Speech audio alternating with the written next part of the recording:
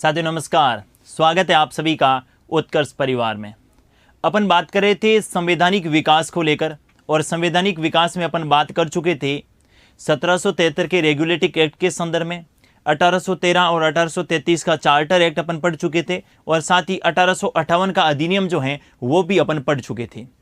एक बार मैं वापस से रिपीट कर देता हूं 1858 का अधिनियम और उसके बाद आज अपन बात करेंगे 1909, 1919 और 1935 का अधिनियम, जो आपके हर एग्जाम में बहुत ही महत्वपूर्ण होते हैं अगर आपके सिलेबस में संवैधानिक विकास नाम का टॉपिक दे रखा है।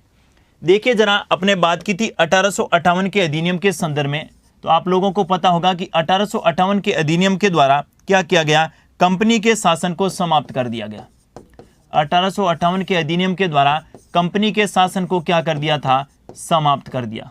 कंपनी के शासन की समाप्ति, कंपनी के शासन की क्या कर दी गई, समाप्ति कर दी गई। और भारत पर शासन कौन करेगा, तो मैंने बताया भारत पर शासन जो है ये ब्रिटिश ताज या फिर किन के द्वारा किया जाएगा, क्राउन के द्वारा किया जाएगा, या मैं कह सकता हूं कि ब्रिटेन की महारानी के द्वारा किया जाएगा। इसी 1858 के अधिनियम में आपने पढ़ा था कि इसके लिए एक भारत सचिव नामक पद सृजित किया गया, जो ब्रिटेन की सरकार का कैसा मंत्री होगा, कैबिनेट मंत्री होगा। और भारत सचिव की सहायता के लिए एक भारत परिषद होगी। भारत सचिव की सहायता के लिए क्या होगी, एक भारत परिषद होगी। यह भी आपको ध्यान में रखना है।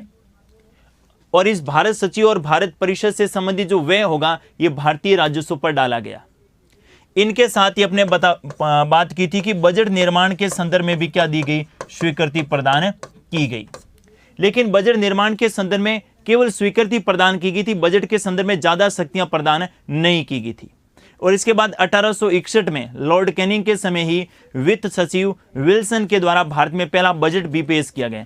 यानी बजट पेश करने की शुरुआत, बजट निर्माण की शुरुआत जो भारत में हो चुकी थी। और इसके बाद 1861 में, कब की बात कर रहा हूं, 1861 में वायसराय कौन थे, लॉर्ड कैनिंग, या गवर्नर जनरल कौन थे, लॉर्ड कैनिंग। और लॉर्ड कैनिंग के समय ही भारत के वित्त सचिव थे विल्सन। क्या नाम था, विल्सन। और विल्सन के द्वारा पहली बार जो है ये बजट पेश किया गया, जो भारतीय इतिहास में पहली बार बजट पेश।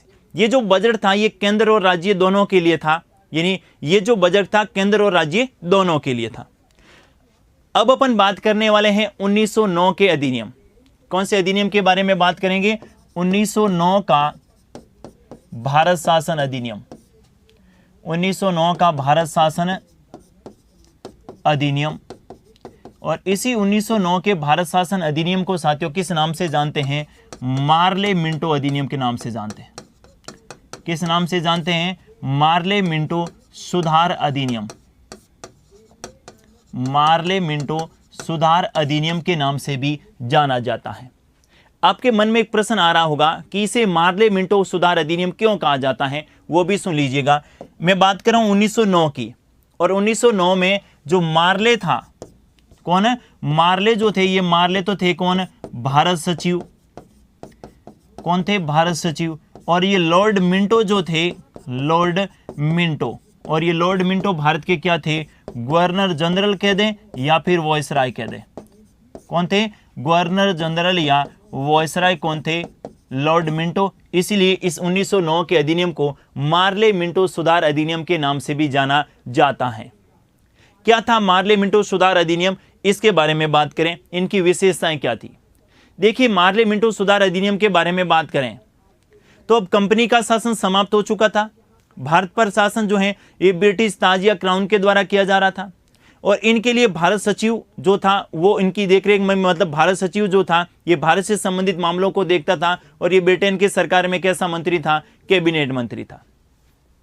इसमें सबसे पहली बात आपको ध्यान में रखनी है, सांप्रदायिक निर्वाचन की शुरुआत की गई। किसकी शुरुआत की गई, सांप्रदायिक निर्वाचन की शुरुआत। सांप्रदायिक निर्वाचन की शुरुआत की गई।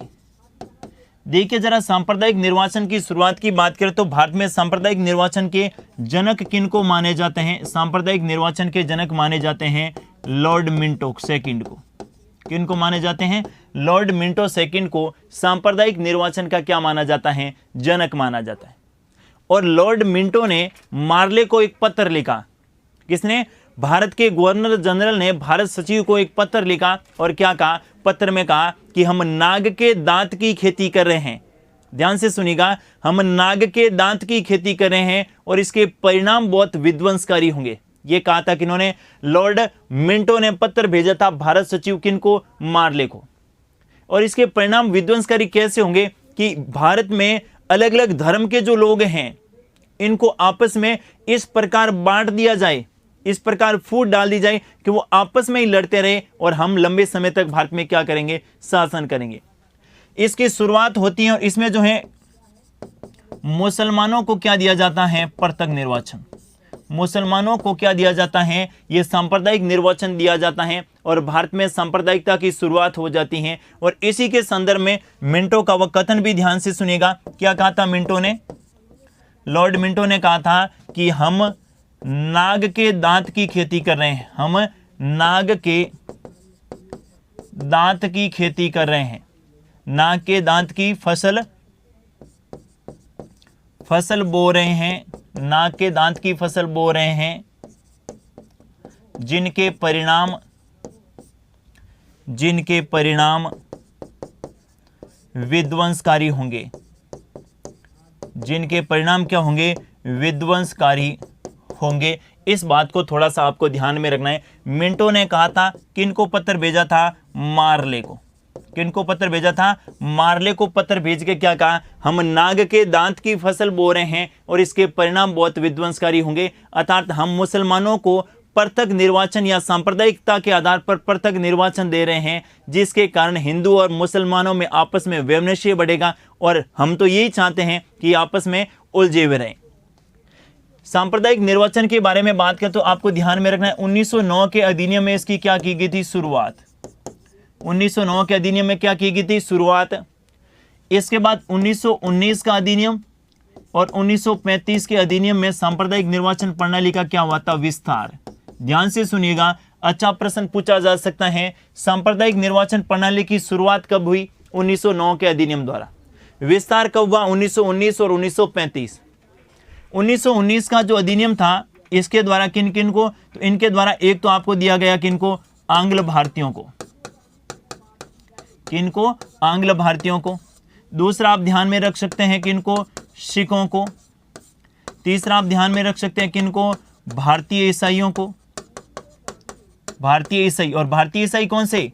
वही जो ईसाई मिशनरी जो हैं 1813 का आपने पढ़ा होगा। ईसाई मिशनरियों को धर्म प्रचार की क्या दी गई थी? अनुमति दी गई थी। और इसी ईसाई मिशनरियों ने ही धर्म प्रचार के माध्यम से भारतीय लोगों को क्या? ईसाई बना दिया। और ऐसे ईसाइयों को क्या कहा गया? भारतीय ईसाई कहा गया। क्या कहा गया? भारतीय ईसाई कहा गया। और 1919 के अधिनियम में 1919 के अधिनियम में इन्हीं भारतीय ईसाइयों को क्या दे दिया गया? पृथक निर्वाचन दे दिया गया। और नंबर 4 पे आप ध्यान में रखेंगे किनको? यूरोपियन। किनको दे दिया गया? यूरोपियन, यानी एंग्लो इंडियन। एंग्लो इंडियन कौन होते हैं?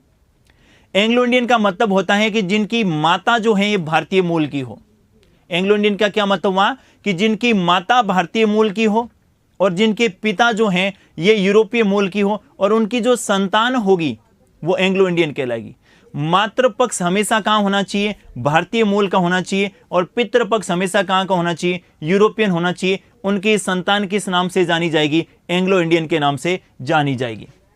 1935 में विस्तार किया और 1935 में विस्तार करके किन किन को दे दिया गया? एक तो महिलाओं को, एक आप ध्यान में रख सकते हैं किनको? मजदूरों को। और तीसरा आप ध्यान में रख सकते हैं किनको? दलितों को। किन किन को? महिलाओं, मजदूरों एवं दलितों को सांप्रदायिक निर्वाचन दिया गया। ये थोड़ा सा आप ध्यान में रखिएगा किसके संदर्भ में? सांप्रदायिक निर्वाचन।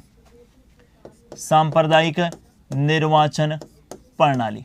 और सांप्रदायिक निर्वाचन प्रणाली की शुरुआत पूछे 1909 का अधिनियम करना है। विस्तार पूछे और विस्तार में 1919 में किन किन को दिया गया? एंग्लो इंडियन को, दूसरा सिखों को, भारतीय ईसाई और यूरोपियन को। और 1935 में महिलाओं को, मजदूरों को और दलितों को क्या दिया गया? पृथक निर्वाचन दिया गया।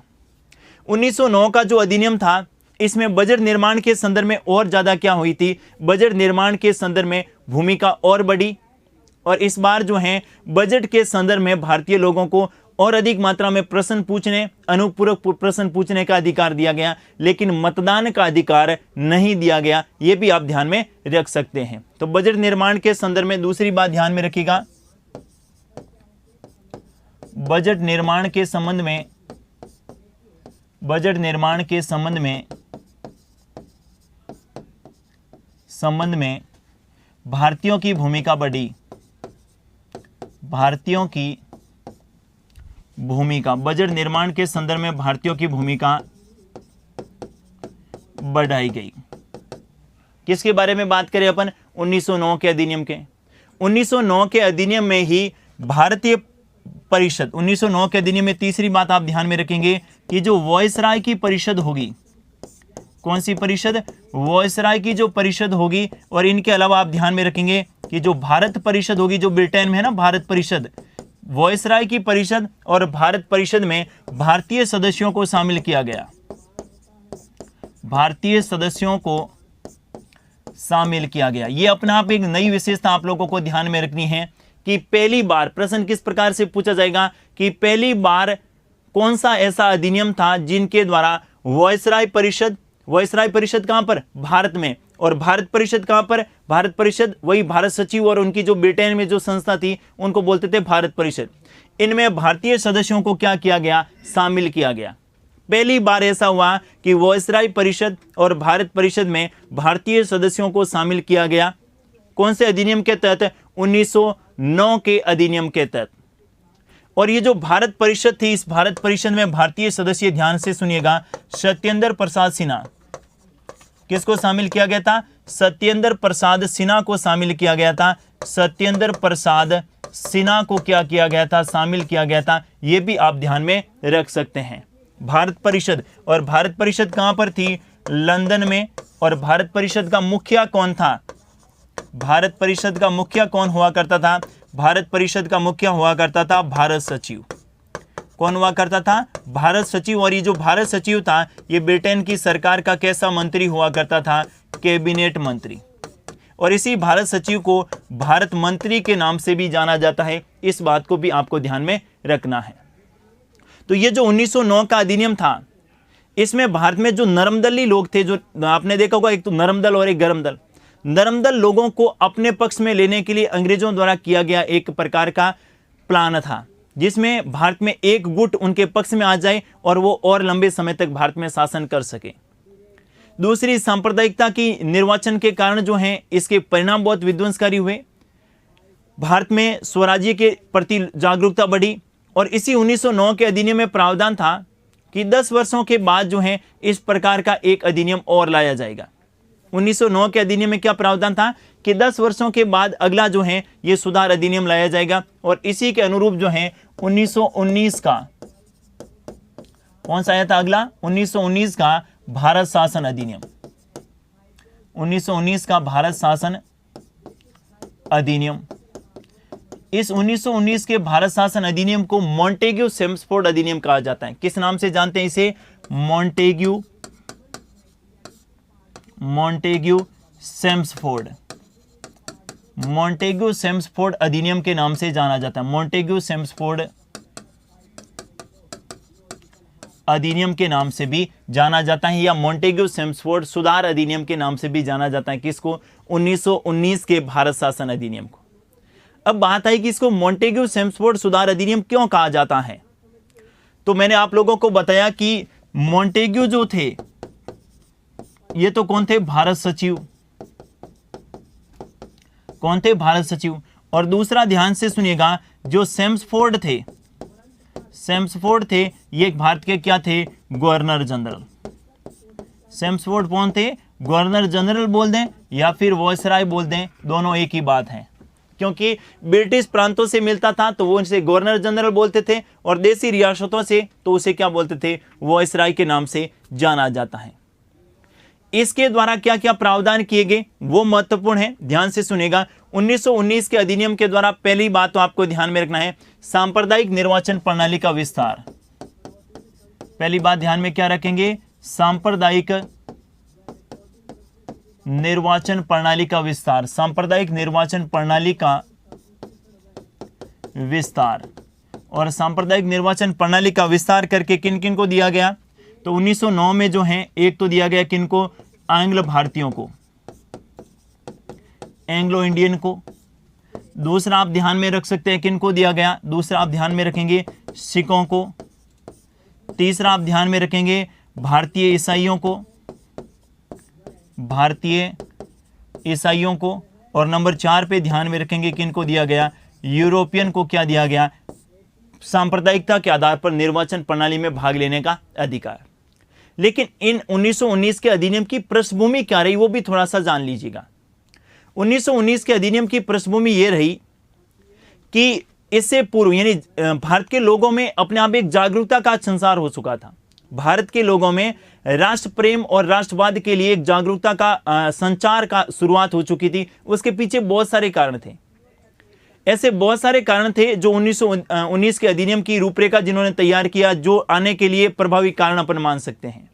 जैसे सबसे पहले मैं आपसे बात करूं, एक जो ये सांप्रदायिक निर्वाचन प्रणाली का आधार पर जो है 1909 के अधिनियम में जो प्रावधान किया गया था और मुसलमानों को सांप्रदायिकता के आधार पर निर्वाचन प्रणाली में भाग लेने का जो अधिकार दिया गया था, इससे भारत का एक बहुत बड़ा वर्ग असंतुष्ट हो गया था। भारत का एक बहुत बड़ा वर्ग असंतुष्ट हो गया और उन्होंने इस बात का विरोध किया कि सांप्रदायिकता के आधार पर निर्वाचन प्रणाली सही नहीं है। और उन्होंने अंग्रेजों का विरोध करना क्या कर दिया, शुरू कर दिया। और इसी के तहत और सुधार अंग्रेजों ने और भारतीयों को पक्ष में लेने के लिए सांप्रदायिक प्रणाली का क्या क्या विस्तार किया। अब का मुसलमान ही नहीं, विस्तार किया गया। अब एंग्लो इंडियन को भी अपने पक्ष में ले लिया, सिखों को भी ले लिया, भारतीय ईसाइयों को भी ले लिया और यूरोपियन को भी ले लिया। और भारत के वे लोग जो अभी तक ईसाई नहीं थे, दूसरे किसी भी धर्म से थे, अगर वो ईसाई धर्म ज्वाइन करना चाहते हैं, उनको भी सांप्रदायिकता के आधार पर निर्वाचन प्रणाली का क्या मिलेगा, लाभ मिलेगा। इसके बाद दूसरा 1919 के अधिनियम के आने का दूसरा मुख्य कारण, आपको पता है कि 1916 का कांग्रेस का अधिवेशन हुआ था। 1916 के कांग्रेस के अधिवेशन में दो मुख्य बातें आपको ध्यान में रखनी है। पहली बात तो आपको देखा होगा कि 1907 के कांग्रेस के अधिवेशन में नरम दल और गरम दल दोनों अलग अलग बंट गए थे। 1907 के कांग्रेस के सूरत अधिवेशन में नरम दल और गरम दल दोनों अलग अलग भागों में बंट गए थे। यानी कांग्रेस का क्या हो गया था, विभाजन हो गया था 1907 में। लेकिन 1916 में कांग्रेस के अधिवेशन में गरम दल और नरम दल वापस में क्या हो गए, समझौता हो गया। और 1916 के ही कांग्रेस के अधिवेशन में कांग्रेस एवं मुस्लिम लीग के मध्य भी क्या हुआ, समझौता हुआ। यह भी अपने आप में एक बड़ा कारण है। इनके अलावा और क्या रहा, तो इनके अलावा बाल गंगाधर तिलक ने एक आंदोलन की शुरुआत करी थी जिसको अपन बोलते हैं होम रूल आंदोलन। इसके माध्यम से भारतीय लोगों में राष्ट्र प्रेम और राष्ट्रवाद की संचार की भावना का क्या हुआ, विकास हुआ। और जिसके कारण जो है ये 1919 का मॉन्टेग्यू चेम्सफोर्ड अधिनियम लाना पड़ा। और क्या प्रावधान था, पहला प्रावधान ध्यान से सुनिएगा, सांप्रदायिक निर्वाचन प्रणाली का क्या किया गया, विस्तार किया गया। दूसरा देखिए, इसी 1919 के अधिनियम था कि भारत में एक लोक सेवा आयोग का गठन किया जाएगा। भारत में लोक सेवा आयोग का गठन, लोक सेवा आयोग का क्या किया जाएगा, गठन किया जाएगा। और लोक सेवा आयोग का गठन हुआ भी था। 1919 के अधिनियम के द्वारा लोक सेवा आयोग का गठन हुआ, लेकिन गठन होने के बाद लोक सेवा आयोग का गठन जिस उद्देश्य से किया गया था, उन उद्देश्यों की पूर्ति में लोक सेवा आयोग सही साबित नहीं हुआ। इसके लिए क्या किया गया, यानी गठन कब हुआ, 1919 में लोक सेवा आयोग का गठन होता है। इसके बाद में 1923 में यह विफल क्यों रहा, इसकी जांच के लिए एक ली कमीशन का गठन होता है। किसका गठन होता है, ली कमीशन का गठन होता है। और ली कमीशन ने कहा कि एक तो इसका नाम परिवर्तन करके क्या कर दिया जाए, नाम परिवर्तन करके 1926 में केंद्रीय लोक सेवा आयोग का गठन किया गया। केंद्रीय लोक सेवा आयोग, केंद्रीय लोक सेवा आयोग का क्या किया गया, गठन किया गया। और इसके प्रथम अध्यक्ष बने थे सर रोज बारकर को। किसको बनाया गया था, सर रोज बारकर को इस केंद्रीय लोक सेवा आयोग का क्या बनाया गया था, प्रथम अध्यक्ष। और केंद्रीय लोक सेवा आयोग का मतलब है सेंट्रल पब्लिक सर्विस कमीशन, जिसको मैं क्या कह सकता हूं, सीपीएससी। यानी भारत में लोक सेवा के गठन के संदर्भ में ये प्रयास शुरू हो चुके थे। 1919 में गठन हुआ, लेकिन ये कार्य करने में विफल रहा। तो 1923 में ली कमीशन का गठन किया गया और ली कमीशन की सिफारिश पर 1926 में जो है ये केंद्रीय लोक सेवा आयोग का क्या हुआ, गठन हुआ। और इसके बाद में अगला आपको ध्यान में रखना है कि 1935 में, कब, 1935 में आपको ध्यान में रखना है कि संघीय लोक सेवा आयोग का गठन हुआ। संघीय लोक सेवा आयोग का गठन, संघीय लोक सेवा आयोग का क्या किया गया, गठन किया गया। संघीय लोक सेवा आयोग का गठन किया गया कब, 1935 में, जिसको मैं कह सकता हूं फेडरल पब्लिक सर्विस कमीशन। और इसके बाद अगला आपको ध्यान में है कि 1950 में जो है ये किसका गठन हो गया, संघ लोक सेवा आयोग का। किसका गठन हो गया, संघ लोक सेवा आयोग का गठन कर दिया गया, जिसको मैं क्या कह सकता हूं, UPSC, union public service commission. तो भारत में लोक सेवा के संदर्भ में जो प्रावधान किया गया था वो 1919 के अधिनियम के द्वारा किया गया था। और इसी 1919 के अधिनियम के द्वारा भारत में लोक सेवकों की भर्ती के लिए लोक सेवा आयोग का क्या किया गया, गठन किया गया। और इसी लोक सेवा आयोग के गठन के लिए इसकी जब ये विफल रहा तो 1923 में जो है, 1923 में ली कमीशन का गठन हुआ, जिसकी सिफारिश पर 1926 में केंद्रीय लोक सेवा आयोग का गठन हुआ। और उसके बाद में जो है 1935 में संघीय लोक सेवा आयोग का गठन हुआ और 1950 में जो है ये संघ लोक सेवा आयोग, जिसको अपन क्या बोलते हैं, यूपीएससी बोलते हैं। और इनसे संबंधित संविधान में भी प्रावधान किया गया। भारतीय संविधान का कौन सा आर्टिकल, आर्टिकल 315, कौन सा अनुच्छेद, अनुच्छेद 315 में इसी संघ लोक सेवा आयोग के गठन से संबंधित प्रावधान किया गया है। अगली विशेषता देखिए जरा, अगली विशेषता के बारे में बात करें तो ध्यान से सुनिएगा। प्रांतों में द्वैध शासन की शुरुआत की गई। प्रांतों में द्वैध शासन, प्रांतों में द्वैध शासन की शुरुआत, प्रांतों में द्वैध शासन की क्या की गई, शुरुआत की गई। ये जो द्वैध शासन शब्द है ये क्या है, द्वैध शासन, और द्वैध शासन क्या होता है और द्वैध शासन का विस्तार भारत में कैसा हुआ, सारा का सारा इसी में आपको क्लियर करना है। सबसे पहले इस द्वैध शासन के जनक कौन थे, द्वैध शासन के जनक माने जाते हैं लियोनिस कॉर्टिस को। किसको माने जाते हैं, लियोनिस कॉर्टिस को क्या माना जाता है, द्वैध शासन का जनक माना जाता है। द्वैध शासन का जनक किसको माना जाता है, लियोनिस कॉर्टिस को माना जाता है। और लियोनिस कॉर्टिस ने ही डायरकी में द्वैध शासन नाम की पुस्तक भी लिखी थी, डायरकी में द्वैध शासन। इसके बाद आपको ध्यान में रखना है कि द्वैध शासन की शुरुआत के संदर्भ में आपको दो बातें ध्यान में रखनी है। एक तो ध्यान में रखना है 1919 का एक्ट और एक ध्यान में रखना है 1935 का एक्ट। एक तो कौन सा, 1919 का अधिनियम और एक 1935 का अधिनियम। 1919 के अधिनियम के द्वारा प्रांतों में द्वैध शासन की शुरुआत, प्रांतों में द्वैध शासन की क्या होती है, शुरुआत। अब कैसा होता है द्वैध शासन में बताऊंगा, थोड़ा देखिए। 1935 के अधिनियम के द्वारा, 1935 के अधिनियम के द्वारा केंद्र में द्वैध शासन की शुरुआत, केंद्र में द्वैध शासन की शुरुआत, केंद्र में द्वैध शासन की शुरुआत और प्रांतों में द्वैध शासन समाप्त। प्रांतों में द्वैध शासन क्या किया गया, समाप्त किया गया, अर्थात प्रांतों को क्या प्रदान कर दी गई, स्वायत्तता। प्रांतों को क्या प्रदान कर दी गई, स्वायत्तता प्रदान कर दी गई। और प्रांतों में द्वैध शासन की क्या होती है, समाप्त होते हैं और केंद्र में द्वैध शासन क्या होता है, लागू होता है। अब द्वैध शासन प्रांतों में कैसी व्यवस्था थी, ध्यान से सुनिएगा। आपको पता है कि ये तो था आपके गवर्नर जनरल, गवर्नर जनरल, और गवर्नर जनरल पूरे भारत के लिए होता था।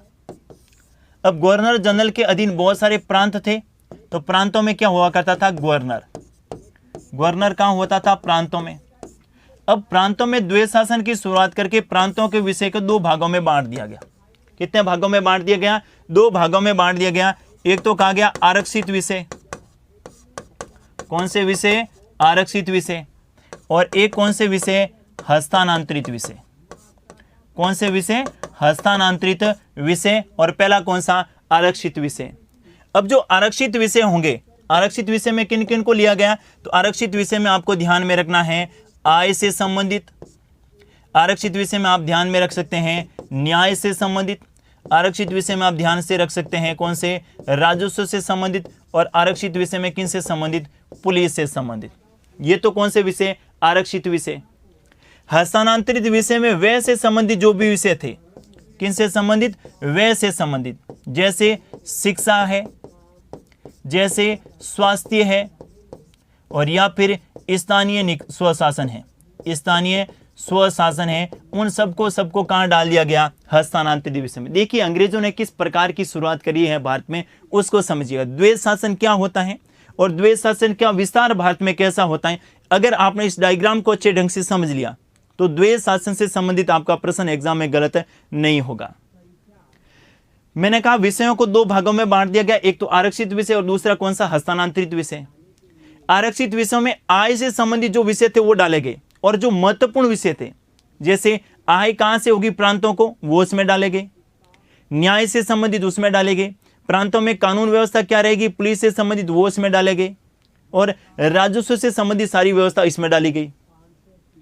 अब हस्तांतरित में कौन से थे, व्यय से संबंधित, शिक्षा से संबंधित, एजुकेशन, या फिर आपके चिकित्सा से संबंधित, या फिर स्थानीय स्वशासन के जो विषय हैं उनको कहां डाला गया, उनको डाला गया आपके किस में, इन वाले विषय में, हस्तांतरित विषय।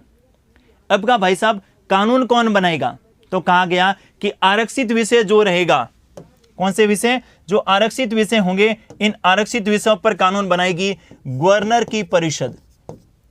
किनके द्वारा बनाए जाएंगे कानून, गवर्नर की परिषद के द्वारा बनाए जाएंगे।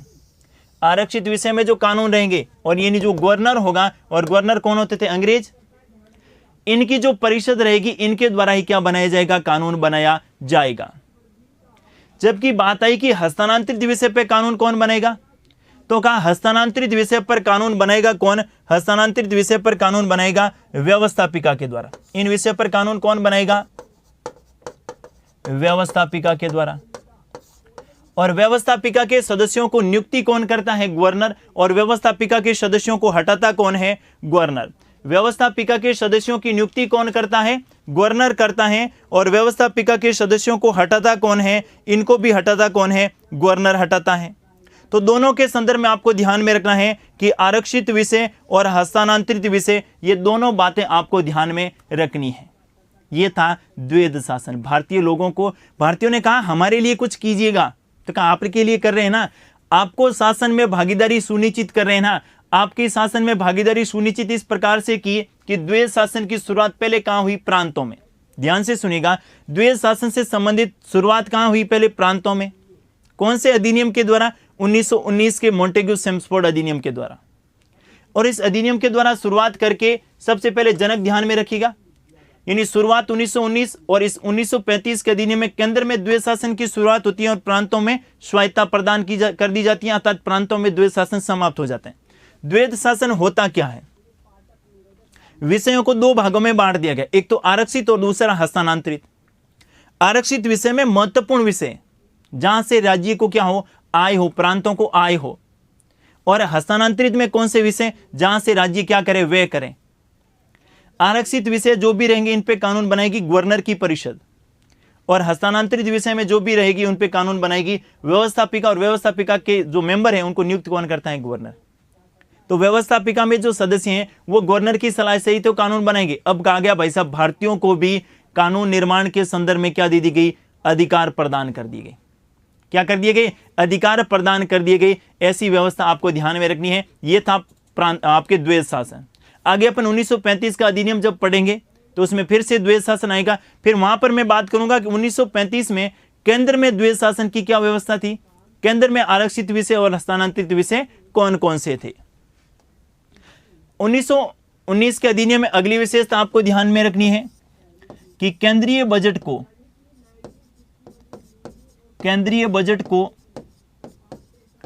राज्य बजट से पृथक कर दिया। केंद्रीय बजट को राज्य बजट से क्या कर दिया गया, पृथक कर दिया गया। अब जो है केंद्र के लिए अलग बजट रहेगा और प्रांतों के लिए अलग। पहले राज्य को क्या बोलते थे, प्रांत बोलते थे। तो केंद्रीय बजट को प्रांतों के बजट से क्या कर दिया गया, अलग अलग कर दिया गया। कौन से अधिनियम के द्वारा, 1919 के अधिनियम के द्वारा। अगली बात आपको ध्यान में रखनी है कि पहली बार ऐसा हुआ, आपको पता होगा कि ये भारत था, और इस वाले भारत में ये तो था आपके ब्रिटिश भारत। कौन सा भारत है? ये आपका था कौन सा भारत? देसी भारत। देसी भारत। ब्रिटिश भारत पर शासन किनका था? सीधे तौर पर गवर्नर जनरल का। पर इन पर शासन किनका था? देसी रियासतों के राजाओं का। पहली बार ऐसा प्रावधान किया गया। इससे पहले जो भी कानून बनते थे वो कहां लागू होते थे? ब्रिटिश भारत में लागू होते थे। जो भी कानून बनते थे ब्रिटिश भारत में लागू होते थे। इस अधिनियम के द्वारा पहली बार यह प्रावधान किया गया कि देसी भारत के लेकर एक क्या बनाया जाएगा? नरेंद्र मंडल का गठन होगा। किसका गठन होगा? नरेंद्र मंडल का गठन होगा। आपको ध्यान में रखना है, नरेंद्र मंडल के गठन को लेकर आपको ध्यान में रखना है कौन से अधिनियम में नरेंद्र मंडल के गठन की बात कही गई थी। 1919 के मॉन्टेग्यू चेम्सफोर्ड अधिनियम में नरेंद्र मंडल के गठन की बात कही थी। यह आपको ध्यान में रखनी है। और केंद्रीय बजट को राज्य बजट से क्या कर दिया गया? पृथक कर दिया गया। यह भी विशेषता कब की है? यह भी आपको ध्यान में रखनी है। यह भी 1919 के अधिनियम की है। और क्या विशेषता थी 1919 के अधिनियम में? 1919 के अधिनियम में प्रावधान किया गया कि जो भारत सचिव और उनकी जो भारत परिषद होगी उनका व्यय आप लोगों को पता हो तो व्यय जो है इससे पहले भारतीय राजस्व से खर्च होता था। अब कहा गया कि 1919 के अधिनियम में प्रावधान किया गया कि भारत परिषद का व्यय जो है अब ब्रिटिश राजकोष से होगा। ध्यान से सुनिएगा, अगली विशेषता ध्यान से सुनिएगा। भारत परिषद का व्यय अब जो है ब्रिटिश राजकोष से होगा। भारत परिषद का व्यय कहां से होगा? ब्रिटिश राजकोष से होगा। इससे पूर्व यानी भारत परिषद का गठन कब हुआ था?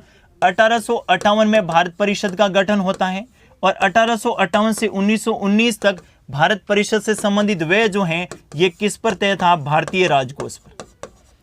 भारतीय राजकोष से दिया जाता था। लेकिन 1919 से लगाकर 1947 तक अपन कहें तो हालांकि भारत परिषद को पहले ही समाप्त कर दिया था लेकिन भारत सचिव का पद था। तो इसका व्यय जो है अब किस पर डाल दिया गया? ब्रिटिश राजकोष पर। किस पर डाल दिया गया? ब्रिटिश राजकोष पर डाल दिया गया। यह भी आपको ध्यान में रखनी है। अगली बात कही गई, भारत परिषद में सदस्यों की संख्या तय कर दी गई। भारत परिषद में सदस्यों की संख्या निर्धारित। सदस्यों की संख्या क्या कर दी गई? निर्धारित कर दी। भारत परिषद में सदस्यों की संख्या निर्धारित कर दी गई। अब कहा गया कि भारत परिषद में न्यूनतम सदस्यीय संख्या कितनी होगी?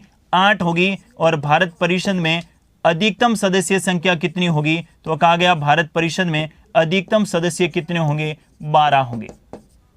अर्थात भारत परिषद में न्यूनतम और अधिकतम सदस्यीय संख्या क्या कर दी गई? निर्धारित कर दी गई। यह भी आपको ध्यान में रखना है।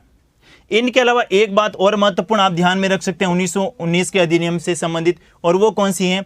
भारत सचिव की सहायता के लिए, भारत सचिव की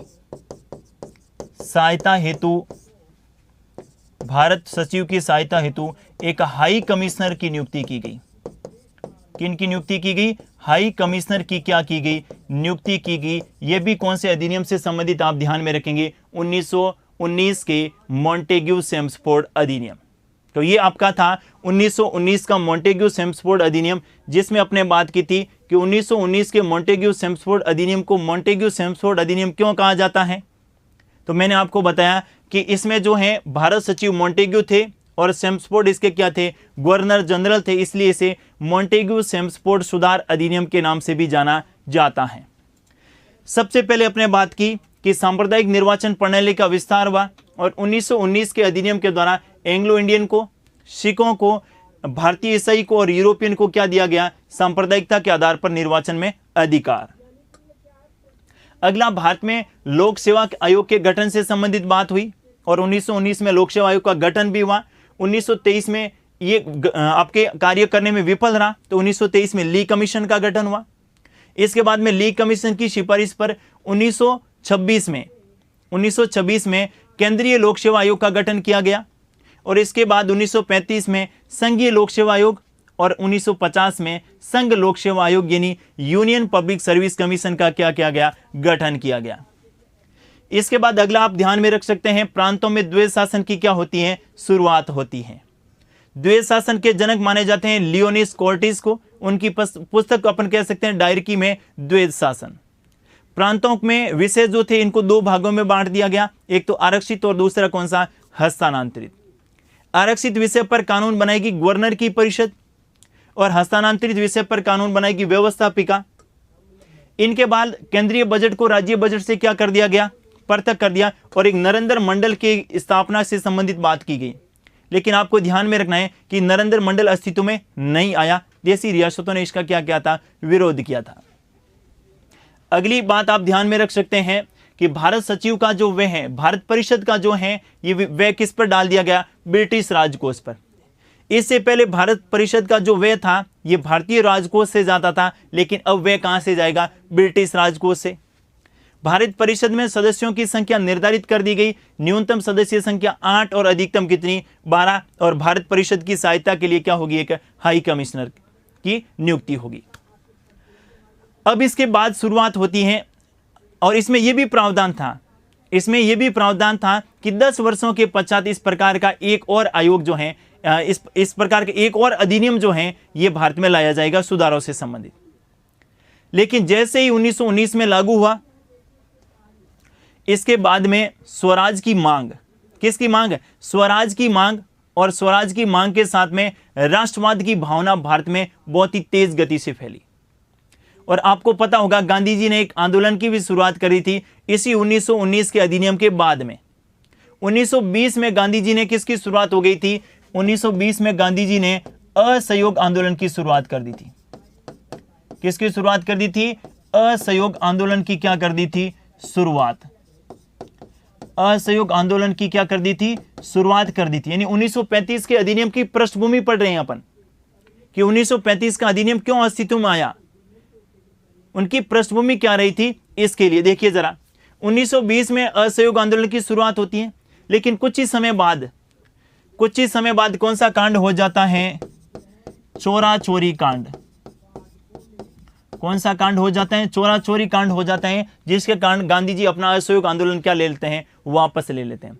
लेकिन लोगों में राष्ट्रवाद की भावना का क्या हो जाता है, विकास हो जाता है। आंदोलन भले ही वापस हुआ है, लेकिन लोगों में देश प्रेम, राष्ट्र प्रेम, राष्ट्रवाद और स्वराज जैसी बातें जो हैं ये लोगों में पूरी तरीके से आ चुकी थी।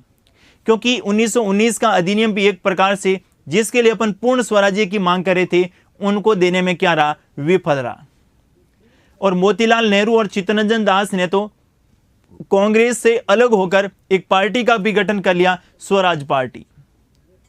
इसके बाद में अंग्रेजों ने जो है इसकी समीक्षा के लिए, अंग्रेजों ने इनकी समीक्षा के लिए साइमन कमीशन भारत भेजा। क्या भारत भेजा, साइमन कमीशन को भारत भेजा। लेकिन साइमन कमीशन में एक भी सदस्य को शामिल नहीं किया गया था जो भारत से संबंधित था। ध्यान से सुनिएगा, साइमन कमीशन भारत आता है किस लिए कि हम एक और जो है ये सुधार ला रहे हैं, लेकिन सदस्य एक भी शामिल नहीं भारत का। इसका भारतीयों ने क्या किया, विरोध किया।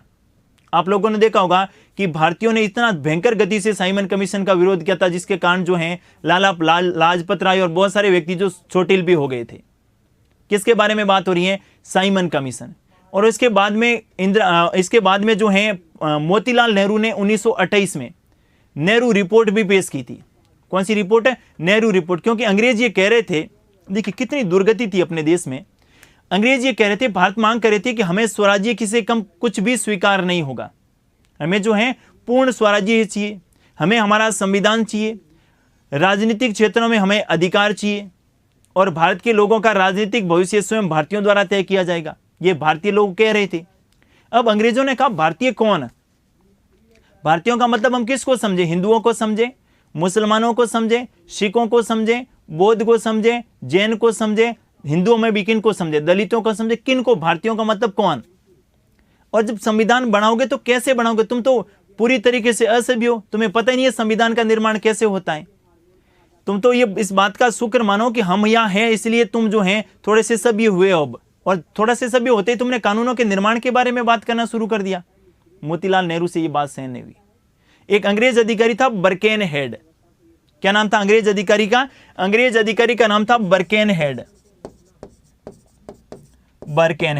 बर्केनहेड ने भारतीय लोगों को खुली चुनौती दी थी कि अगर तुम इतना ही संविधान कर रहे हो तो एक संविधान का निर्माण कर दो, और इस संविधान को अगर आपके जितने भी ये बटे हुए धर्म के आधार पर तुम जो बटे हुए हो ना, और विशेष रूप से तुम मुस्लिम लीग और कांग्रेस दोनों से स्वीकार करवा देना, हम इसको मान जाएंगे कि आपका संविधान बनाने में, आप कानून निर्माण में परिपूर्ण हो। मोतीलाल नेहरू जी ने इस चुनौती को स्वीकार किया। मोतीलाल नेहरू जी ने इस चुनौती को स्वीकार किया और एक रिपोर्ट तैयार की जिसे क्या कहा गया? नेहरू रिपोर्ट कहा गया। जिसे क्या कहा गया? नेहरू रिपोर्ट कहा गया। लेकिन नेहरू रिपोर्ट को जैसे ही लाया गया, उसका विरोध किन्होंने किया? सबसे पहले मोहम्मद अली जिन्ना ने। किन्होंने विरोध किया? मोहम्मद अली जिन्ना ने नेहरू रिपोर्ट का विरोध किया, और मोहम्मद अली जिन्ना ने नेहरू रिपोर्ट का विरोध करते हुए 14 सूत्रीय मांग पत्र क्या जारी कर दिया? 14 सूत्रीय मांग पत्र जारी कर दिया।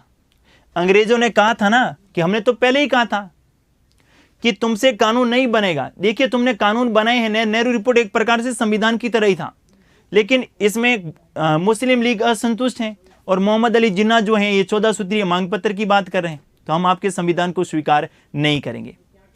इसी बीच कांग्रेस का अधिवेशन होता है, और कांग्रेस के अधिवेशन में पूर्ण स्वराज्य से कम, पंडित जवाहरलाल नेहरू ने स्पष्ट शब्दों में कह दिया कि हम जो हैं पूर्ण स्वराज्य से कम कुछ भी स्वीकार नहीं करेंगे। पृष्ठभूमि पढ़ रहे हैं अपन 1935 के अधिनियम की, क्या पढ़ रहे हैं? पृष्ठभूमि। इसके बाद आपको ध्यान में रखना है कि कांग्रेस का अधिवेशन होता है। कांग्रेस का क्या होता है? अधिवेशन। और इस कांग्रेस के अधिवेशन की अध्यक्षता कर रहे हैं पंडित जवाहरलाल नेहरू। और नेहरू जी ने दो बातें कही यहां पर। पहली बात तो कही थी, पूर्ण स्वराज्य से कम कुछ भी स्वीकार नहीं होगा। किसे कम? पूर्ण स्वराज्य से कम कुछ भी स्वीकार नहीं होगा। और दूसरा कहा गया कि इसके बाद जो है, इसके बाद जो भी, यानी जनवरी, ध्यान से सुनिएगा, ये अधिवेशन हो रहा था कांग्रेस का 1929 में, लाहौर अधिवेशन के नाम से जानते हैं ना, पूरा नाम लिख लेते हैं। कौन सा अधिवेशन? लाहौर अधिवेशन 1929।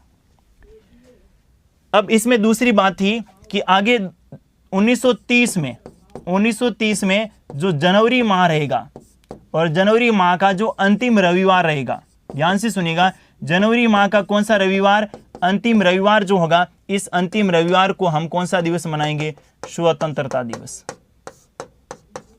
यह बात लाहौर अधिवेशन में तय हो गई थी कि 1930, क्योंकि लाहौर अधिवेशन जो है ये 1929 की बात कर रहे हैं, दिसंबर महीने की, कि 1930 में जो जनवरी माह रहेगा, जनवरी माह का जो अंतिम रविवार रहेगा, उस दिन हम स्वतंत्रता दिवस के रूप में मनाएंगे, और इसके बाद हम प्रतिवर्ष इसको स्वतंत्रता दिवस के रूप में मनाएंगे।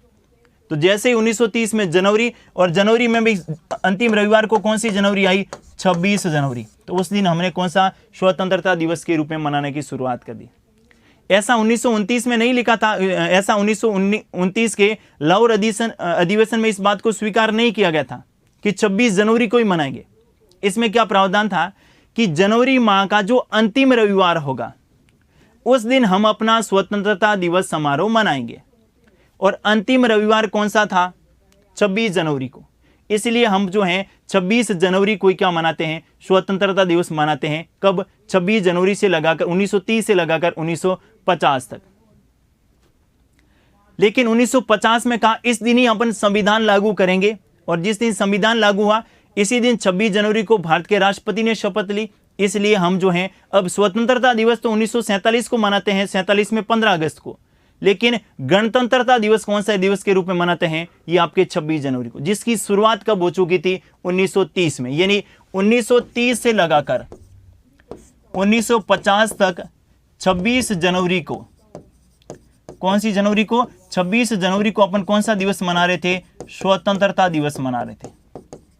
कौन सा दिवस मना रहे थे? स्वतंत्रता दिवस। लेकिन भारत को आजादी जब मिली 15 अगस्त 1947 को, तो इसके बाद हमने स्वतंत्रता दिवस कब मनाना शुरू कर दिया? 15 अगस्त को। और उसके बाद में संविधान का निर्माण का कार्य जब हो रहा था तो 26 नवंबर 1949 को संविधान का कार्य पूर्ण हो गया था। लेकिन संविधान को वह आंशिक रूप से लागू किया गया और इसी 26 जनवरी को महत्वपूर्ण तिथि के रूप में मानते हुए बाकी के सारे आर्टिकल को आपके 26 जनवरी को लागू किया गया। और इस दिन भारत के प्रथम राष्ट्रपति डॉक्टर राजेंद्र प्रसाद ने शपथ भी ली थी। इसीलिए 1950 से लगाकर वर्तमान तक अपन 26 जनवरी को कौन सा दिवस मनाते हैं? गणतंत्र दिवस मनाते हैं। कौन सा दिवस मनाते हैं?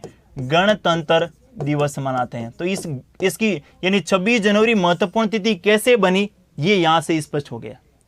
अपने को नहीं पता रहता, अपन जो है 26 जनवरी को मनाते हैं, लेकिन क्यों मनाते हैं, 26 जनवरी को क्यों मनाते थे ये नहीं पता है। तो थोड़ा सा इस बात को ध्यान में रखिएगा। लाहौर अधिवेशन में तय हुआ था कि 1930 के जनवरी के अंतिम रविवार में अपन स्वतंत्रता दिवस मनाएंगे और उसकी शुरुआत 1930 में हो गई थी। जब पूरी इस प्रकार का माहौल भारत में बन गया था तो अंग्रेजों ने गोलमेज सम्मेलन की शुरुआत करी ब्रिटेन में। किसकी शुरुआत करी? गोलमेज सम्मेलन। गोलमेज सम्मेलन।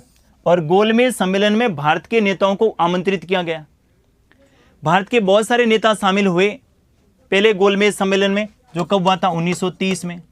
लेकिन कांग्रेस का कोई भी प्रतिनिधि गोलमेज सम्मेलन में शामिल नहीं हुआ। अब इनके लिए एक समझौता हुआ जिसको अपन बोलते हैं गांधी इरविन समझौता। कौन सा समझौता? गांधी इरविन समझौता। और गांधी इरविन समझौते के तहत यह स्वीकार किया गया कि कांग्रेस गोलमेज सम्मेलन में भाग लेगी, लेकिन उसके बदले में सविनय अवज्ञा आंदोलन के कारण, सविनय अवज्ञा आंदोलन के कारण जो हैं, सविनय अवज्ञा आंदोलन के कारण जो हैं जितने भी राजनीतिक बंदी हैं, जितने भी क्या हैं? राजनीतिक बंदी है, उनको क्या करना होगा? रिहा करना होगा। जितने भी राजनीतिक बंदी है उनको क्या करना होगा? रिहा करना होगा। और इनके बदले में कांग्रेस जो है ये किस में भाग लेगी? कांग्रेस गोलमेज सम्मेलन में भाग लेगी। इनके बदले में कांग्रेस जो है ये गोलमेज सम्मेलन में क्या लेगी? भाग लेगी। अब ऐसा कहा जाता है कि गांधी जी ने यह मांग नहीं की थी कि सरदार भगत सिंह को भी रिहा किया जाए। इसके कारण गांधी जी की आलोचना भी हुई है, क्योंकि अगर गांधी इरविन समझौते में गांधी जी ये मांग रख देते कि सरदार भगत सिंह को भी रिहा कर दिया जाए, तो हो सकता है कि उस दिन भगत सिंह को रिहा कर दिया जाता और भगत सिंह को फांसी की सजा नहीं होती।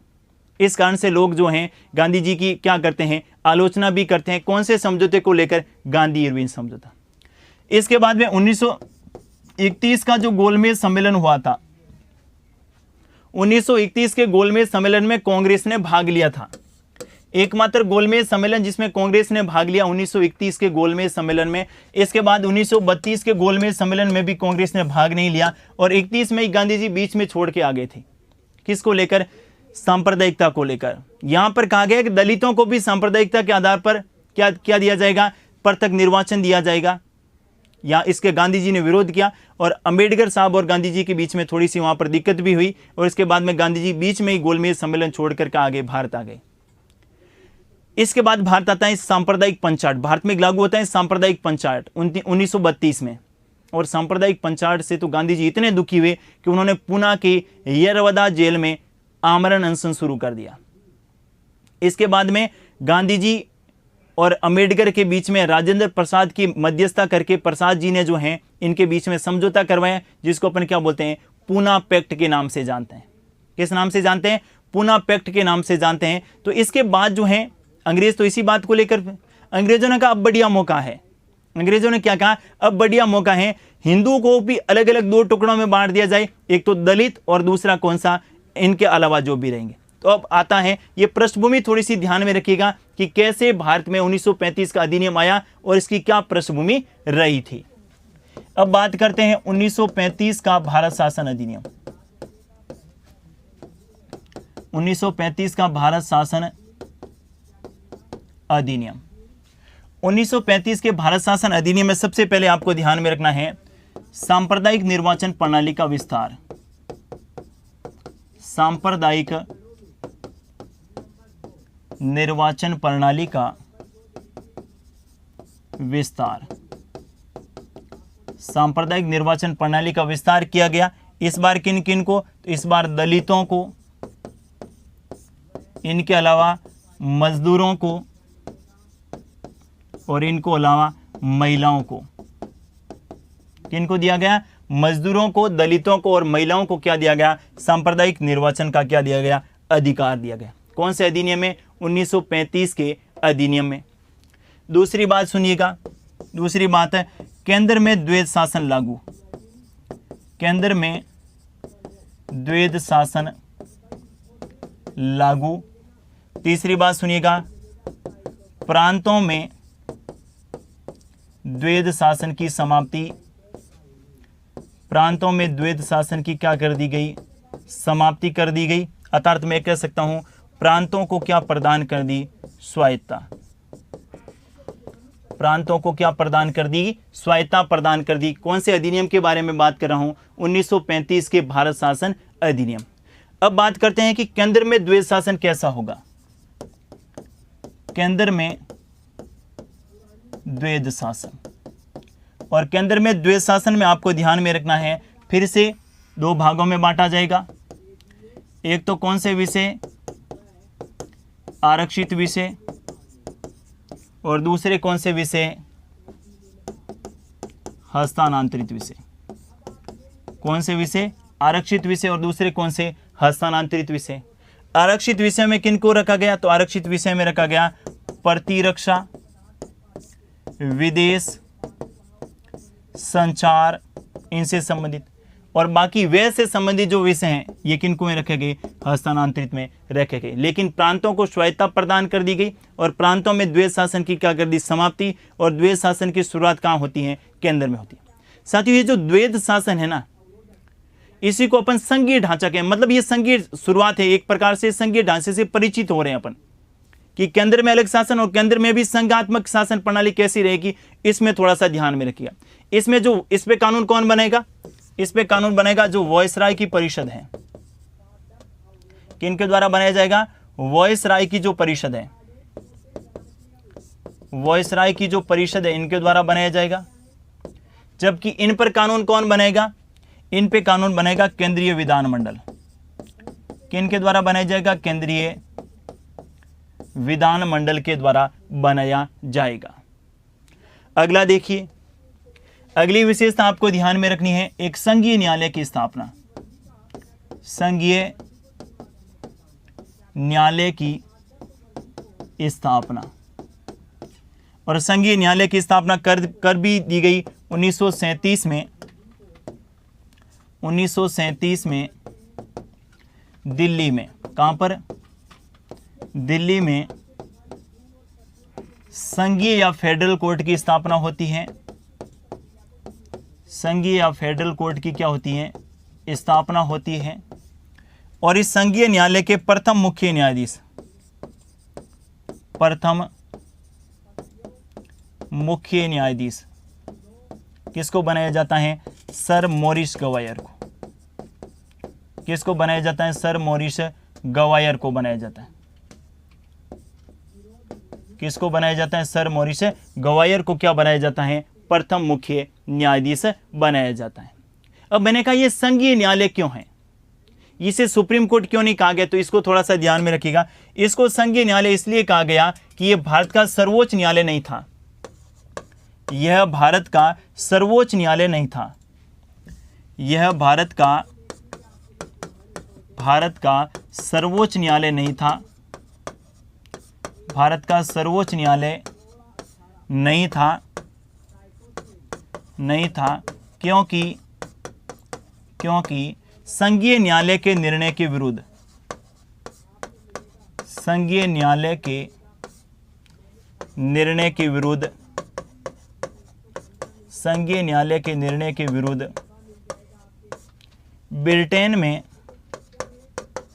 ब्रिटेन की प्रीवी काउंसिल में अपील दायर कर सकते थे। ब्रिटेन की प्रीवी काउंसिल में अपील दायर की जा सकती थी। अपील दायर की जा सकती थी। इसलिए ये भारत का क्या नहीं है? सर्वोच्च न्यायालय नहीं है। ये कैसा न्यायालय है? संघीय न्यायालय है, जिसे अपन फेडरल कोर्ट कहते हैं। अगली विशेषता और सुनिएगा 1935 के संदर्भ में। 1935 के संदर्भ में अगली विशेषता आपको ध्यान में रखनी है, बर्मा को भारत से पृथक कर दिया। बर्मा को भारत से पृथक, बर्मा को भारत से पृथक, बर्मा को भारत से पृथक। अब देखिए जरा, बर्मा को भारत से पृथक करने का क्या मतलब हुआ? बर्मा को भारत से पृथक करने का मतलब हुआ कि ऐसा नहीं है कि बर्मा पहले भारत का हिस्सा था, बर्मा तो अलग ही था, लेकिन जो भी कानून ब्रिटेन की संसद के द्वारा बनकर आते थे, जो भी कानून ब्रिटेन की संसद के द्वारा किन के लिए, भारत के लिए बनकर आते थे, वो भारत के साथ में और कहां पर लागू होते थे? बर्मा में भी लागू होते थे। जो भी कानून भारत के लिए ब्रिटेन की संसद में बनते थे, उससे पहले बहुत सारे बने, जैसे 1919, 1909, 1858, वो भारत के साथ साथ और कहां लागू होते थे? बर्मा में भी लागू होते थे। अब कहा गया भारत के लिए अलग कानून बनेगा और बर्मा के लिए अलग कानून बनेगा, अर्थात बर्मा को भारत से क्या कर दिया गया? पृथक कर दिया गया। अगली देखिए, दो नए प्रांत बनाए गए। दो नए प्रांतों का क्या किया गया? गठन किया गया। और दो नए प्रांत कौन कौन से थे? तो आप ध्यान से सुन सकते हैं कि एक तो सिंध और दूसरा कौन सा? उड़ीसा। दो नए प्रांत बनाए गए, कौन कौन से? एक तो सिंध और दूसरा कौन सा? उड़ीसा। इसको भी ध्यान में रखना है। अगली विशेषता देखिए, अगली आपको ध्यान में रखनी है, रिजर्व बैंक ऑफ इंडिया की स्थापना, आरबीआई की स्थापना। रिजर्व बैंक ऑफ इंडिया की स्थापना, रिजर्व बैंक ऑफ इंडिया की स्थापना जो है ये भी 1935 के अधिनियम के द्वारा की गई। अगली विशेषता देखिए, राज्यों के लिए निर्देशित उपकरण, राज्यों हेतु निर्देशित उपकरण, राज्यों के लिए निर्देशित उपकरण। और राज्यों के लिए निर्देशित उपकरण का क्या मतलब हुआ? ये जो आज अपन पढ़ रहे हैं ना, कौन से? Directive principle of state policy, जो राज्य के नीति निर्देशक तत्व, राज्य के नीति निर्देशक तत्व, राज्य के नीति निर्देशक तत्व, इनको 1935 के अधिनियम में राज्य के निर्देशित उपकरण के नाम से जाना जाता है। इस बात को भी आपको ध्यान में रखना है, क्योंकि 1935 से भारतीय संविधान में लगभग 250 से के लगभग आर्टिकल ग्रहण किए गए, उसमें जो है ये राज्य के निर्देशित उपकरण भी क्या थे? शामिल थे। अगली विशेषता देखिए जरा, और क्या विशेषता थी? अगली विशेषता आपको ध्यान में रखनी है, अखिल भारतीय संघ की गठन, अखिल भारतीय संघ का गठन, अखिल भारतीय संघ का गठन किया जाएगा। और इस अखिल भारतीय संघ में कौन कौन शामिल होगा? तो कहा अखिल भारतीय संघ में एक तो शामिल होंगे ब्रिटिश प्रांत, कौन शामिल होंगे? ब्रिटिश प्रांत। दूसरा जो इसमें शामिल होंगे कौन? चीफ कमिश्नरी क्षेत्र, चीफ कमिश्नरी क्षेत्र। और तीसरा आप ध्यान में रख सकते हैं कौन शामिल होंगी? देसी रियासतें। इन सब को मिलाकर एक क्या बनाया जाएगा? अखिल भारतीय संघ बनाया जाएगा। लेकिन ये अखिल भारतीय संघ नहीं बना, विफल हो गया, ये भी ध्यान में रखना है। लेकिन आपसे प्रश्न पूछा जा सकता है कि नरेंद्र मंडल का गठन से संबंधित प्रावधान कौन सा ध्यान में रखेंगे? 1919 का अधिनियम। जबकि अखिल भारतीय संघ के संदर्भ में कौन सा रखेंगे? 1935 का अधिनियम। अगला देखिए, अगली आपको ध्यान में रखनी है, विषयों का बंटवारा किया गया। विषयों का क्या किया गया? बंटवारा किया गया। जो आज अपन पढ़ते हैं ना भारतीय संविधान की 7वीं अनुसूची, संघ सूची, राज्य सूची, समवर्ती सूची, ऐसे विषय 1935 के अधिनियम में भी थे। 1935 के अधिनियम में विषयों को बांट दिया गया। और उसी प्रकार से जिस प्रकार से वर्तमान में 3 प्रकार की सूची, कौन कौन सी? संघ सूची, दूसरी कौन सी? राज्य सूची, और तीसरी कौन सी? समवर्ती सूची। ध्यान से सुनिएगा, 3 प्रकार की सूचियां, संघ सूची, राज्य सूची और समवर्ती सूची। संघ सूची पर जो विषय रहेंगे, इनमें जो विषय थे इनकी संख्या थी 59, इनमें जो विषय थे इनकी संख्या थी 54, और इनमें जो विषय थे इसमें कितने थे? 36। कितने 59, 36 और कितने 54 विषय। इन पे कानून कौन बनेगा? तो इन पे कानून बनेगा कौन? Governor general. या फिर केंद्रीय विधानमंडल, ठीक है, संघ कानून बनाएगा इन पर। किनके द्वारा बनाया जाएगा? संघ के द्वारा। इन पे कानून जो प्रांतों में जो प्रांतीय स्वायत्तता प्रदान की गई प्रांतों के द्वारा, इन पर कानून दोनों के द्वारा बनाए जाएंगे। संघ भी बना सकता है और प्रांत भी बना सकता है, लेकिन विवाद की स्थिति में संघ के द्वारा बनाए गए कानून क्या रहेगा? प्रभावी रहेगा। और इसी में जो है अवशिष्ट शक्तियों का प्रावधान भी किया गया था। किसका प्रावधान किया गया था? अवशिष्ट शक्तियों का प्रावधान भी किया गया था। और इन अवशिष्ट शक्तियों पर कानून कौन बनाएगा? गवर्नर जनरल की परिषद के द्वारा। किनके द्वारा बनाया जाएगा? गवर्नर जनरल की परिषद के द्वारा बनाया जाएगा। इस बात को भी आपको ध्यान में रखना है। तो ये आपके था 1935 का अधिनियम, जहां से अच्छे प्रश्न एग्जाम में पूछे जा सकते हैं। 1935 के अधिनियम में कौन कौन सी बातें आप लोगों को ध्यान में रखनी है, एक बार मैं वापस से रिपीट कर देता हूं। 1935 के अधिनियम में सबसे पहले सांप्रदायिक निर्वाचन प्रणाली का विस्तार हुआ। सांप्रदायिक निर्वाचन प्रणाली से संबंधित 3 अधिनियम ध्यान में रखने हैं। शुरुआत पूछे तो 1909, विस्तार पूछे तो 1919 और 1935। ये दलितों को थोड़ा सा ध्यान में रखिएगा। दलितों को कब दिया गया? 1935 में। केंद्र में द्वैध शासन लागू, प्रांतों में द्वैध शासन की समाप्ति। द्वैध शासन केंद्र में किस प्रकार से था? ये देखिए, आरक्षित विषय और कौन सा विषय? हस्तांतरित विषय। संघीय न्यायालय की स्थापना 1937 में होती है दिल्ली में, और इसके प्रथम मुख्य न्यायाधीश कौन थे? Sir Morris गवायर। बर्मा को भारत से पृथक कर दिया गया। 2 नए प्रांतों का गठन किया। रिजर्व बैंक ऑफ इंडिया की स्थापना की गई। राज्यों के लिए निर्देशित उपकरण जैसे प्रावधान। अखिल भारतीय संघ के गठन के बारे में बात की गई थी और विषयों का बंटवारा कर दिया गया। संघ सूची, राज्य सूची और समवर्ती सूची। इस बात को थोड़ा सा ध्यान में रखना है। तो ये आपका संवैधानिक विकास था। 1947 के अधिनियम बाकी है। 1947 के अधिनियम के संदर्भ में अभी अपने चर्चा नहीं की है, लेकिन उसके संदर्भ में बात करेंगे कब? जब संविधान निर्माण की प्रक्रिया पढ़ेंगे तब। क्योंकि संविधान निर्माण की प्रक्रिया पढ़ेंगे उस समय एटली की घोषणा, और एटली की घोषणा के साथ ही अपन भारत स्वतंत्रता अधिनियम पढ़ेंगे। उसमें अपन जानेंगे कि भारत को स्वतंत्रता कब दी गई, पाकिस्तान को कब दी गई, देशी रियासतों के संदर्भ में क्या प्रावधान था। सारी बातें वहां पर पढ़ी जाएगी जब भारत के संविधान निर्माण की प्रक्रिया के बारे में जानेंगे तब। आज के लिए बस इतना ही। थैंक यू, धन्यवाद।